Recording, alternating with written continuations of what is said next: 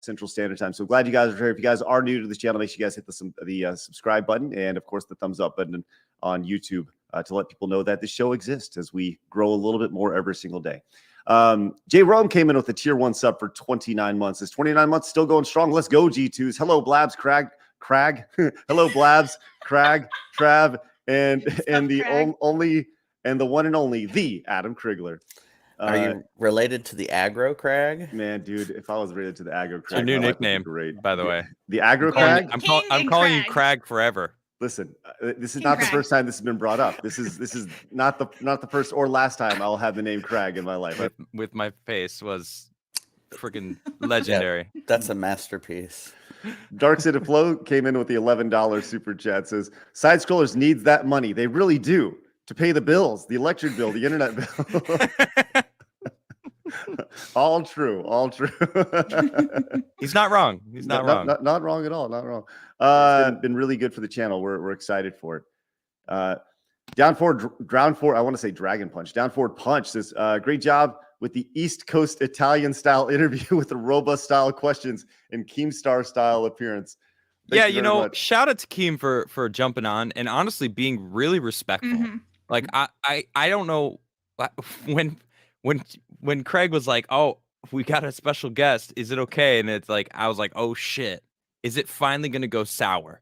Because I felt like the whole time, you know, it was tense. Like it was a tense interview. You know, I wasn't letting off the steam the whole time because I just that's just not who I am. But then Keem came on and he said, you know, I'll be respectful in private chat. And like he said, and he was. It was actually really cordial. And you know, I have some things to say about that. But shout out to Keem for joining. I'll talk about it later. Calm I've ever seen him. Yeah, it was great. It was great. Justin Kimmon says habitual liars will often admit to part of their accusations, but not the whole thing. In order to appear honest, Phil was doing that all day.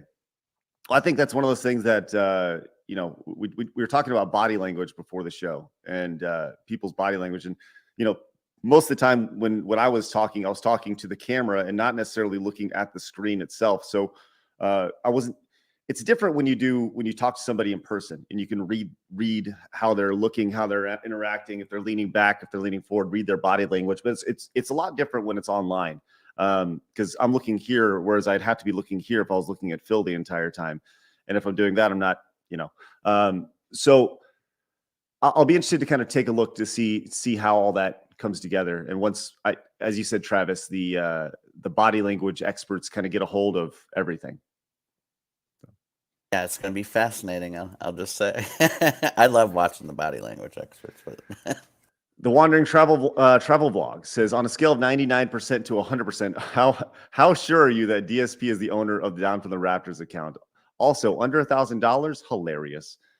I mean, I'm 100% sure. I think it's his. Absolutely, 100%. There's it's so weird that he was willing to like expose more information about himself, like all of his personal expenses that no one cared about, no one talked about, and like talk about his wife's restraining order, which he seemed very apprehensive at first to talk about before the show. He didn't want to talk about it. And then he said, he's like, fuck it, I'll talk about this. And then, but like, you're not going to just show your username on a mobile app or not even to the public world, to Craig in a private email for him to be like, okay, it's not him, everyone. You know what I mean? Like, really? I think that?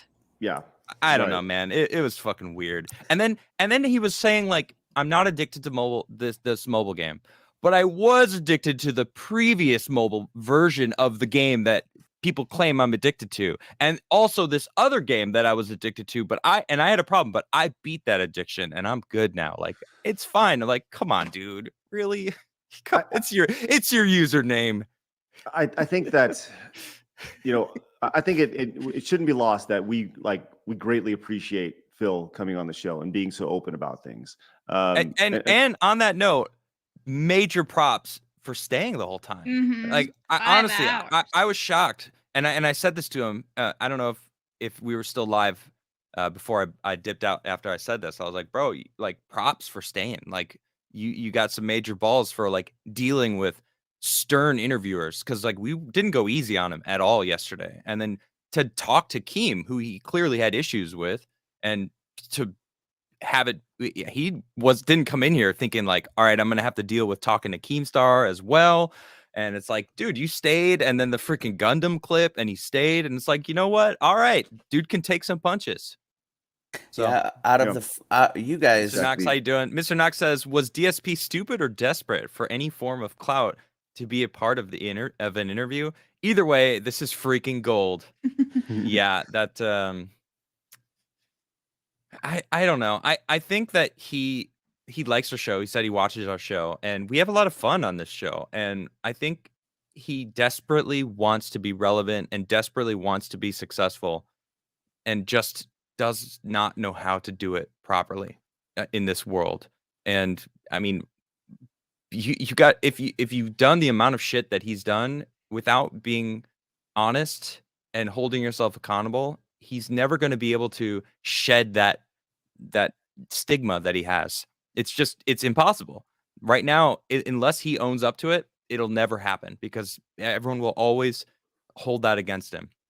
And you know, he just wants to like pretend like all of it. Oh no, it's all in my past. Like, let me just start fresh.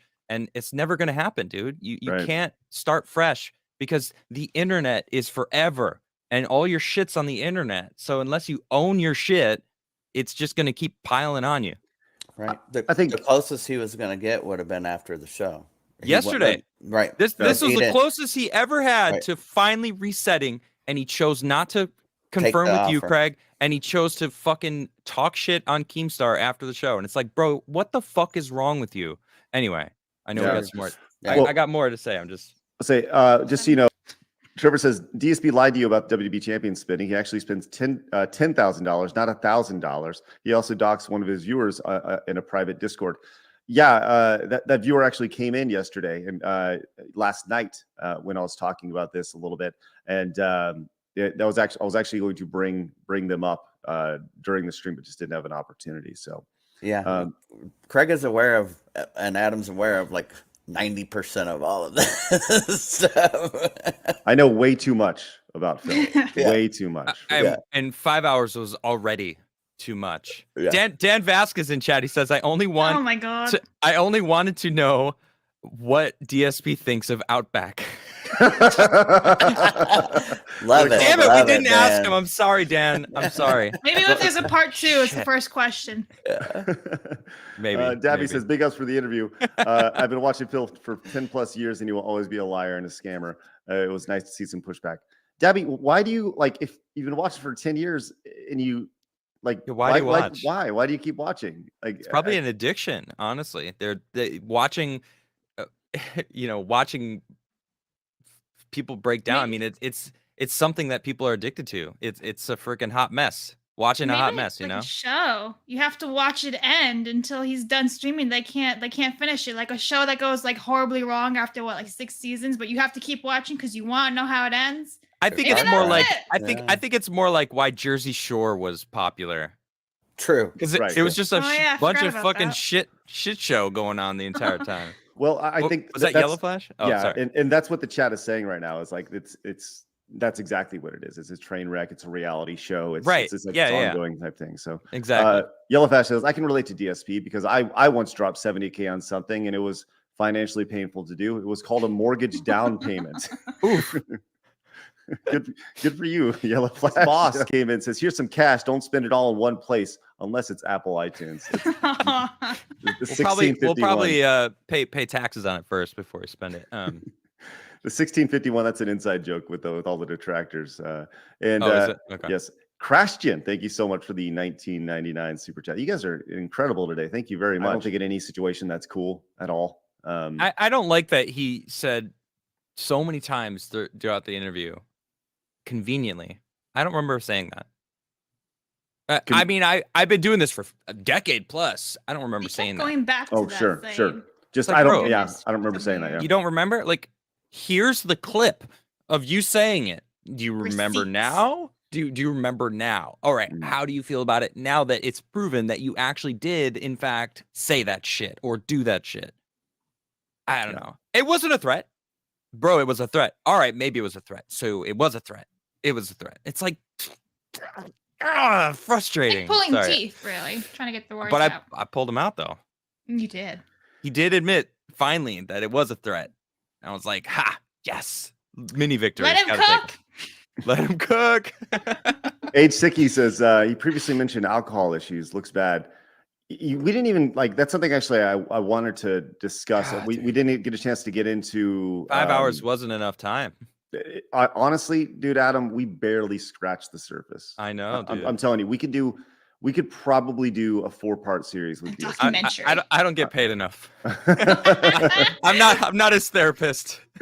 Oh man, that was a free session, dude, that we gave him. I'm telling you, we could probably do a 4-part series with you. I don't get paid enough.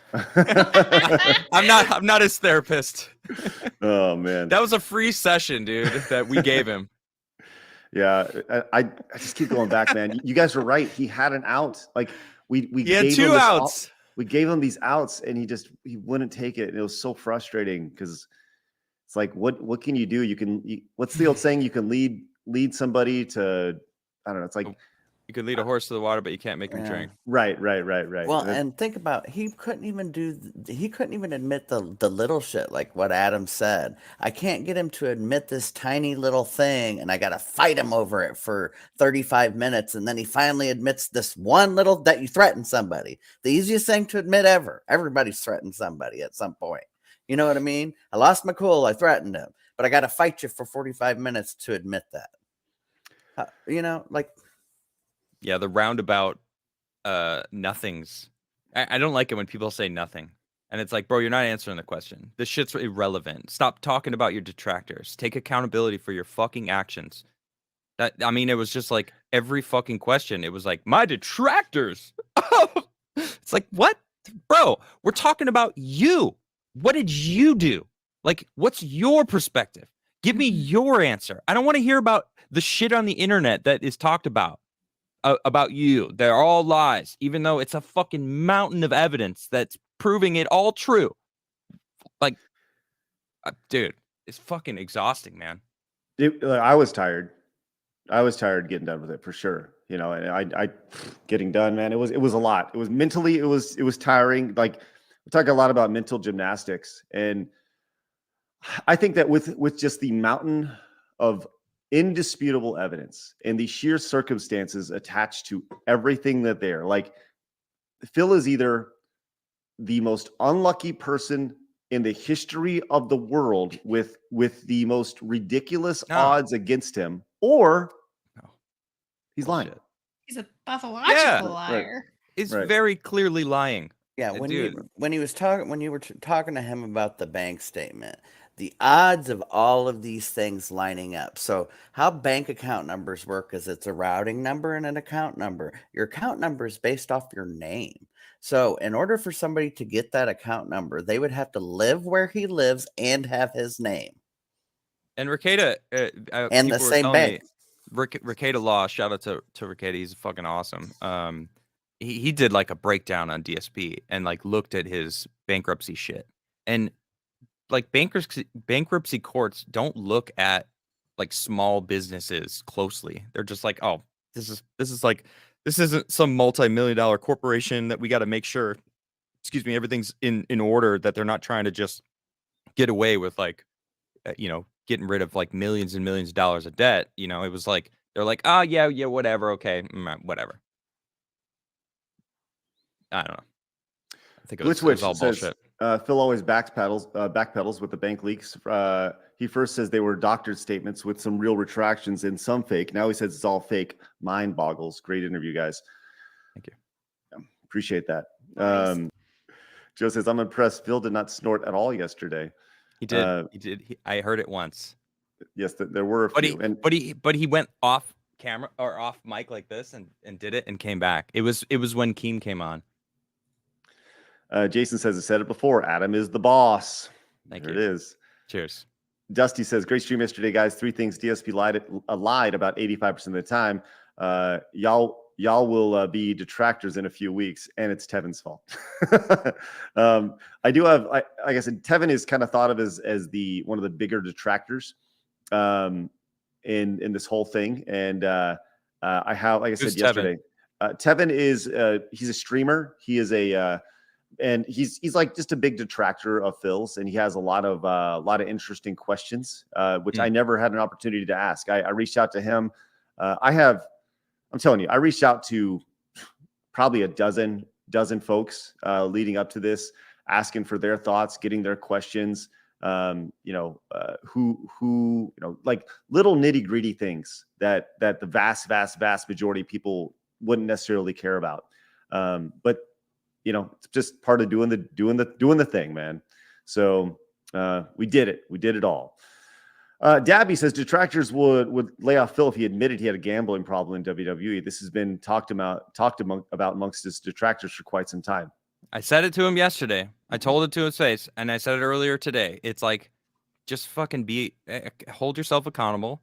Be honest, because it's so obvious that he was lying. You really want to move forward in life, you won't be able to. You have to move. You have to be able to face. You have to be able to beat your demons. All right, and that still gets me. It still gets me every time. I caught myself. I don't like puns. All right, I hear puns and I groan. I'm like, very few times puns are funny to me, and even less times I say a pun and I didn't even realize. And man, it got me laughing, dude. So just so you know, I'm working on a Beat Your Demon shirt for everybody. I know a lot of Are people. You seriously doing it? Yeah, absolutely. I think that'd be really funny. It's gonna be so great. Oh, you know what? We got to have like I don't know what's like the most well-known video game demon boss. He was a valedictorian in his Connecticut high school. Surreal. Wow. I did not know that. Grandeur, man. I know it. It's so obvious. He's got such a high image of himself that he can do no wrong. Scumbag Josh says, I don't know if you noticed, but when I said that to him yesterday, he instantly got triggered, and he was like, "Oh, I could do no wrong. I've been admitting how wrong I've been." It's like, no, you haven't. You've been trying to convince me to be on your side by saying how wrong you've been, but you haven't actually been admitting to the shit that matters, and that's the fucking issue. Like you're just trying to convince me that you've changed. It's like, bro, and I said this to him, you sound like a fucking abusive ex-boyfriend who's trying to convince his girl to come back. It's like, it's not gonna happen, dog. I've lived a long life, and I've been around some shitty people in my life who lie and use people. It's like, nah, dude, I ain't gonna fucking fly here. When he went into that, I got to stop my life to take a phone call. Yeah, if you're the one on air begging people for money and this guy literally tweets you about $50,000, yes, stop. Yeah. Answer the call. It literally, I didn't know what it was about, Trav. No one told me what it was about. It's like, but he didn't even call him. That's why he tweeted it at you. I think it was Woogie that I don't actually remember the other guys. Yeah. Woogie. Woogie So and it's Wings, like right? Woogie hit him up, said like, yeah, Keem wants to do a show with us. It's like, it's fucking Keemstar. He's very successful. Clearly knows how to use the algorithms to his advantage. There's so much I want to say. It's slowly coming out. This is actually really cool. You guys are kind of like, through your super chats, more shit's like, I'm able to decompress. He's this is processing. good. This is good. I like this. and just so you know, it is Boogie, not Woogie. Yeah. Oh, it's Boogie. Boogie, Okay, Boogie and Wings. I'm sorry. I don't remember. It was a long interview, guys. He says, it's possible to start fresh if you don't hold your. It's impossible to start fresh if you don't hold yourself accountable in any way. Congrats for the great work, guys. I came in expecting nothing and walked out a subscriber. Well, thank you so much, Tickle Bruno. And truer words cannot be spoken. Exactly.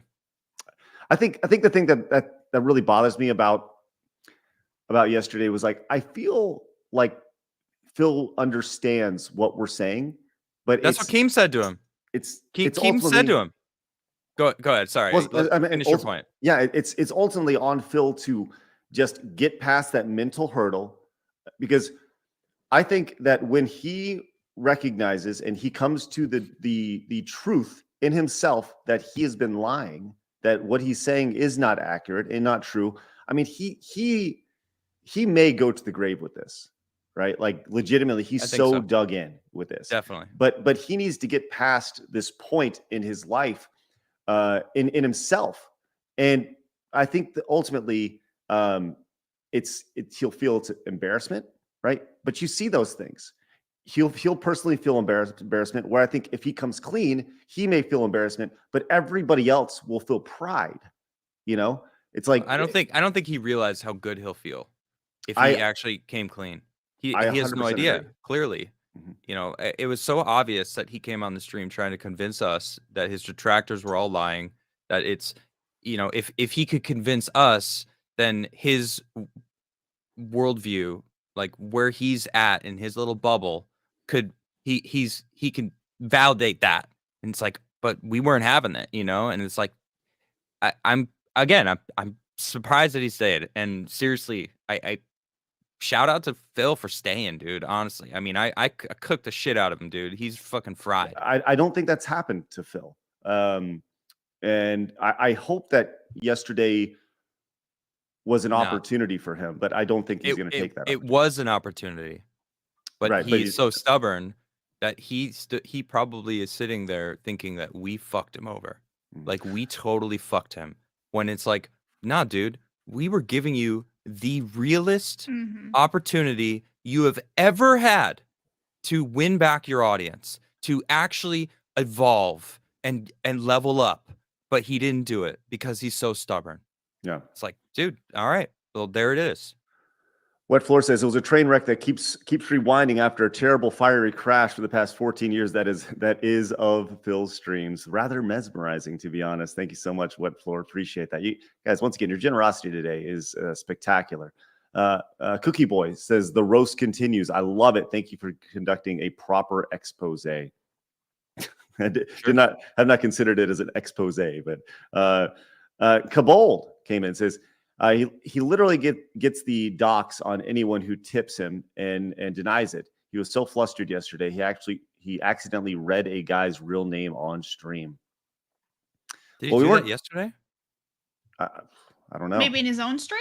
Yeah. I don't think it was on our stream. Yeah. Oh, okay. Yeah. I don't care about that. I mean, it sucks, but I was like, shit, did we let him dox somebody on our show? Okay. Yeah, I sure hope not. I didn't think so. I feel like I would have caught that. I was paying very close on his attention. stream. On his stream. Okay. Good. First Phil comes in with the $19.99 super chat. Thank you very much. It's amazing work in the interview. Please enjoy the tip. I'm heading to the merch shop to buy a hoodie and sub to Patreon. Thank you. With that, I'll leave the DSP verse as you properly buried the piggy liar. A reoccurring series of Dark Side Phil exposés. Crimson Knight says, great show yesterday. The only thing missing was Phil giving up the goods on WWE Champions account, mundane Matt style. I think wasn't going to happen. Yeah, and I think that's probably the most. So he emailed me after the show. He emailed after the show, and he's like, "Yeah, love to set up episode 2." He said he's still on the fence about sending over the thing, sending over the screenshot, and it's too late. So right, it's too late. I think the best course of action would have been right then on the stream. Yeah, but I do said think to him, and he was right. I do think that if we were to FaceTime, yes, he would have to do it live for you now, right? Not for live for everybody, but for you. He would have to do it so that you could see it wasn't fake. You know what I'm saying? Yeah. And he'd have to log in so that it's not just like a screenshot that he edited or a new account that he just creates. Like, who the fuck knows, man? It's too late, dude. Yeah, it's too late. You're right. Nothing matters. It's too late. You're right. He had his chance and he fucked it up. Michael Thomas Highland says the absolute best part of yesterday was Craig and Adam's face while Phil was lecturing Keem about his toxicity on the internet. Like, bro. Well, and I called him out for it immediately, and Keem actually pointed out something different, because like what I said is like, bro, you're literally telling us that his detractors are the reason you feel the way about him that you do, and yet you've been sitting here for 4 fucking hours telling us that your detractors are lying about you. And it's like, bro, the amount of projection that you're doing and fucking spitting out, you're just spitting in our face now. Like, we've been trying to help you, and now you're fucking proving all your detractors right. Like, is Keem's detractors right, or are your detractors right? Which is it? And then Keem pointed out, he's like, bro, you're you don't like me because of what I do, and yet all the information about me you got from someone who does what I do. And it's like, what the fuck is wrong with you, DSP? Like, did you not see the amount of hypocrisy that you're fucking spewing right now? Yes. And I said it to him, and he was like, well, it's different. Me and him are different. I was like, I have a moral compass. It's like, bro, fuck moral compass. Like, it's really, different. you're going to go with moral compass right now? Dude, shut the fuck up, man. Literally being taught morality by the devil. Fuck. That was so, I almost lost my patience there. I almost did. And I think that was the part when you went like this. Yeah, I mean, I feel like so my dude, my whole goal was to lay things out as cleanly. I'm a very logical person. I like to deal with numbers and data, right? So if I can, yesterday when we're talking about this stuff and being like, so you get all your information from a documentary about Keemstar online, from his detractor, from people who don't like him, right, or whatever it may be, right? But they said nice things, also. Right. Okay. Oh my gosh, it's tough, man. It wasn't a negative thing he watched either. So he got this negative idea about Keem from it was positive. No, it was. I don't know. No. He said there was positive things also. Oh, okay. That doesn't mean that even those are true. They could be fucking false. Who knows? Sure can. I'm just trying to convince my audience that because I'm saying nice things, the terrible things are also true. Their preconceived perceptions of what was going to happen. COVID 1984 says, if you do part 2, you have to ask about the business expenses, because all he did was dance around the question and he never answered the question. Yes, we went back to that 3 times, never got a straight answer. Well, I mean, it from what he was saying, I feel like he admitted to tax fraud. I mean, I didn't want to say it, but like that's what it sounded like. It's like, bro, it feels like you committed tax fraud and like said it live. Like maybe you shouldn't have like been. He was saying the things that I was like, this is making me uncomfortable. It sounds like you're admitting to doing things that were illegal. And he already said it. So like, what was I gonna do? Well, like maybe you shouldn't say that because that sounds very illegal. I just said I think you need a new tax guy. Oh no, my new tax guy is great. It was my old tax stuff. It's like, dude. Did you guys notice that he said, well, he doesn't keep track of his expenses. He doesn't do that and all that. And then what the fuck? You've been doing this for 15 fucking years, and you don't know how to do the expenses of your business. This is your main business since 2011. Sorry, Trav. No, you're fine. Please 10 minutes continue. later, he goes and gets a sheet of his expenses. He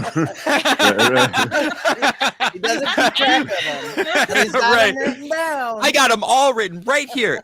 Trav, you know the funny thing is that paper was just blank. Shit was blank. Sure. Just reading off. Trav Cook, fuck.